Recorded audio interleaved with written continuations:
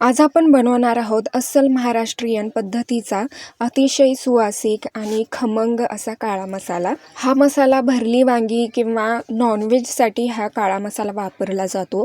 पण हा मसाला वर्षभर टिकण्यासाठी आणि त्याचा काळा रंग गडद येण्यासाठी काही खास पद्धती असतात. आज मी तुम्हाला अगदी योग्य प्रमाणात आणि पारंपरिक पद्धतीने हा मसाला घरी कसा बनवायचा हे दाखवणार आहे. तर इथे हे काळा मसाला बनवण्यासाठी 1 किलो सुक्या मिरच्या घेतलेल्या आहेत. आता यामध्ये थोडंसं तेल घालून आपण हे सुक्या मिरच्या परतून घेऊयात. आता आपण खडे मसाले भाजून घेऊयात. तर इथे मी 50 ग्रॅम जिरे घेतलेले आहेत. अगदी हलकंसं आपल्याला हे जिरे भाजून घ्यायचं आहे, जास्तही भाजायचं नाही. थोडंसं खमंग वास आलं की इतपत हे भाजून घ्यायचं आहे.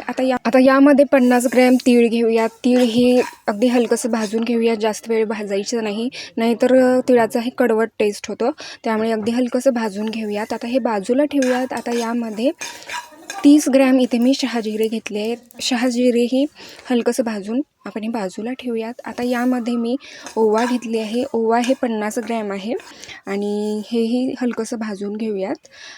इथे मी 30 ग्रॅम खसखस घेतली आहे आणि खसखसला भाजायला जास्त वेळ लागत नाही, पटकन असे भाजून होतात. तर हे सर्व मी कोरडे भाजून घेतलेले आहेत. यामध्ये तेल वगैरे काही घातलेलं नव्हतं. तर आता काही मसाले आपल्याला तेलामध्ये परतून घ्यायचं आहे. यामुळे मी इथे 4 चमचे तेल घेतले आहे. यामध्ये आता चक्री फूल घालूयात आणि चांगलं असं 2-3 मिनिटे लो फ्लेमवर आपल्याला हे परतून घ्यायचं आहे. चक्री फूल हे 15 ग्रॅम होतं. आता यामध्ये मी काळी मिरी घातली आहे आणि काळी मिरी हे 15 ग्रॅम होतं. आता यामध्ये लवंग घालूयात आणि लवंग छान असं फुलेपर्यंत आपल्याला परतून घ्यायचं आहे. लवंग फुललं की आपण हे बाजूला काढून घेऊयात. लवंग हे 15 ग्रॅमचं होतं.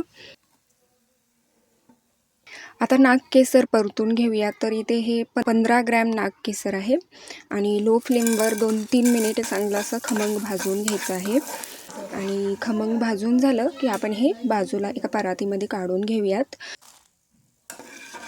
आता यामध्ये त्रिफळा परतून घेऊयात. तर इथे हे 15 ग्रॅम त्रिफळा आहे. जास्तही याचा वापर करायचा नाही, कारण याचं स्ट्रॉंग फ्लेवर असतो. जास्त जर झालं की मसाल्याला कडवट असा टेस्ट येतो. आता मसाला वेलची परतून घेऊयात. तर इथे मी 15 ग्रॅम मसाला वेलची वापरली आहे आणि लो फ्लेमवर 1-2-3 मिनिटे आपल्याला परतून घ्यायचं आहे. हे सर्व मसाले 2-3 मिनिट किंवा खमंग वास येईपर्यंत आपल्याला चांगलं असं हे सर्व मसाले परतून घ्यायचे आहेत. आता यामध्ये जावित्री घालूयात. तर जावित्रीचं ऑरेंज कलर आहे, थोडंसं डार्क होईपर्यंत आपल्याला हे परतून घ्यायचं आहे. जावित्री हे 20 ग्रॅम घेतली आहे. आता आपण दालचिनी परतून घेऊयात आणि दालचिनी हे थोडंसं जास्त तेलावर परतून घ्यायचं आहे. आणि इथे हे दालचिनी मी 50 ग्रॅम घेतली आहे आणि डार्क कलर होईपर्यंत आपल्याला हे दालचिनी परतून घ्यायचं आहे. परतून झालं की आपण हे सर्व मसाल्यांसोबत बाजूला ठेवूयात. आता यामध्ये मी हिरवी वेलची परतून घेत आहे. हिरवी वेलची चांगलीशी फुलेपर्यंत परतून घ्यायचं आहे. हिरवी वेलची हे 15 ग्रॅम वापरली आहे. आता यामध्ये सुंठ घालूयात आणि सुंठ ही छान असं फुलेपर्यंत आपल्याला परतून घ्यायचं आहे. सुंठ हे 30 ग्रॅम होतं आणि इथे मी हळदीचे कोंब घेतलेले आहेत. हे 25 ग्रॅम आहे आणि चांगलं असं डार्क होईपर्यंत आपण हे हळदीचे कोंब चांगले परतून घ्यायचे आहेत. आता यामध्ये कांदा परतून घेऊयात. तर 7 ते 8 कांदा बारीक असं कापून उन्हामध्ये कडक असं 2 दिवस वाळवून घेतलेलं आहे आणि हे चांगलं असं डार्क होईपर्यंत तेलावर परतून घ्यायचं आहे. इथे मी दुसरी कढई घेतली आहे, कारण बाकीचे मसाले जास्त प्रमाणात आहेत त्यामुळे. आणि इथे मी आता 300 ग्रॅम खोबऱ्याचे तुकडे घेतलेले आहेत. तुम्हाला हवं असेल तर किसलेलं सुकं खोबरंही तुम्ही वापरू शकता आणि चांगलंसं पूर्णपणे असं डार्क होईपर्यंत आपल्याला हे खोबरं परतून घ्यायचं आहे. आता आपण दगडफूल परतून घेऊयात. तर इथे हे 70 ग्रॅम दगडफूल घेतले आहे आणि चांगलं असं काळसर होईपर्यंत आपल्याला हे दगडफूल परतून घ्यायचं आहे, कारण काळ्या मसाल्याला जे टेस्ट असतं हे दगडफूलमुळेच चांगलं असं भाजलं गेल्यामुळेच चांगला असा टेस्ट येतो आणि रंगही येतो. तर इथे दगडफूल चांगलं असं परतून झालं की आपण हे बाजूला ठेवूयात. आता यामध्ये मी तमालपत्र परतून घेत आहे. आणि तमालपत्र हे 70 ग्रॅम आहे आणि 2 बॅचेसमध्ये मी हे तमालपत्र चांगलंसं भाजून घेतलेलं आहे. तर इथे हे याचंही चांगलासा कलर डार्क होईपर्यंत परतून घ्यायचं आहे आणि नंतर हे बाजूला परातीमध्ये ठेवूयात. इथे मी धणे घेतले आहेत. धणे भाजण्यासाठी जास्त तेल लागत नाही. चमचाभर तेलावर इथे मी हे धणे चांगलेसे भाजून घेतलेले आहेत. तर चांगलंसं डार्क होईपर्यंत धणे भाजून घ्यायचे आहेत आणि धणेचं प्रमाण हे 300 ग्रॅम इथे मी धणे वापरले होते. सर्व मसाले ग्राइंड करून घेऊयात. तर पहिले आपण जे बिना तेलाचे मसाले भाजले होते ते आपण ग्राइंड करून घेऊयात आणि एका भांड्यामध्ये आपण हे बारीक केलेला मसाला काढून घेऊयात.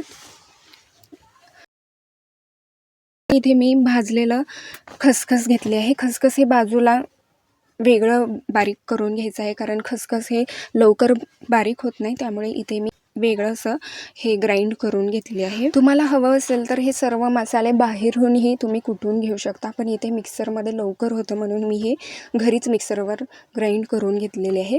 आणि जे इथे हे हळदीचे कोंब आणि सुंठ होतं ते थोडंसं कुटून नंतर हे मिक्सरवर ग्राइंड करून घेतलेले आहे. आणि चाळून घालायचं आहे, कारण यामध्ये हळद असल्यामुळे याचे पार्टिकल तसेच राहतात, त्यामुळे चाळून घ्यायचं आहे. इथे मी धणे घेतले आहे. धणे हे चांगलंसं पावडर बनवून घ्यायचं आहे. आता परतलेले मसाले ग्राइंड करून घेऊयात. तर हे सर्व एकदम फाईन असं पावडर होईपर्यंत सर्व फाईन असं ग्राइंड करून घ्यायचं आहे. आता मी इथे हे खोबरं घेतलेले आहे. खोबऱ्यामध्ये तेल असल्यामुळे हे याचं अशा प्रकारे पेस्ट होतं, लिक्विडी पेस्ट होतं. तर आता इथे मी दगडी फूल घेतलेलं आहे आणि दगड फूल हे चांगलं असं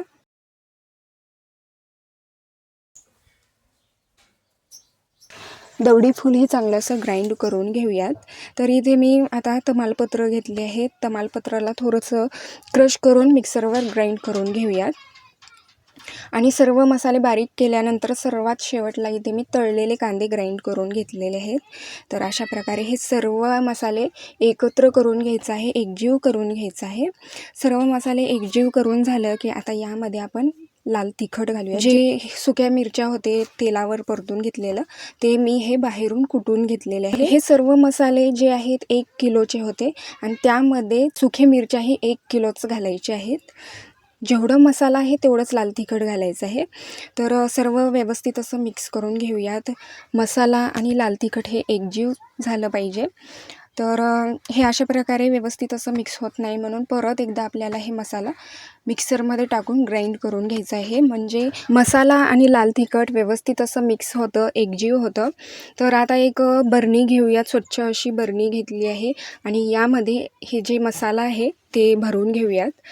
आणि यावर आता एक प्लास्टिकचं पेपर ठेवूयात आणि नंतर यावर सुती कापड ठेवूयात आणि नंतर यातला टोपण लावूयात, म्हणजे यामध्ये अजिबात हवा जात नाही आणि हे मसाला अजिबात खराब होत नाही आणि वर्षभर हे मसाला चांगला असा टिकतो. रोजच्या वापरासाठी एका छोट्या बरणीत मसाला काढून ठेवा आणि उरलेला मसाला एअरटाईट कंटेनरमध्ये भरून ठेवा, म्हणजे हा मसाल्याचा सुवास आणि टेस्ट हा तसाच वर्षभर चांगला असा टिकतो. तर अशा प्रकारे पारंपरिक पद्धतीने 2 किलो काळा मसाला कसं बनवायचं हे मी दाखवलेली आहे. वर्षभर चांगलं असं टिकतं, अजिबात खराब होत नाही.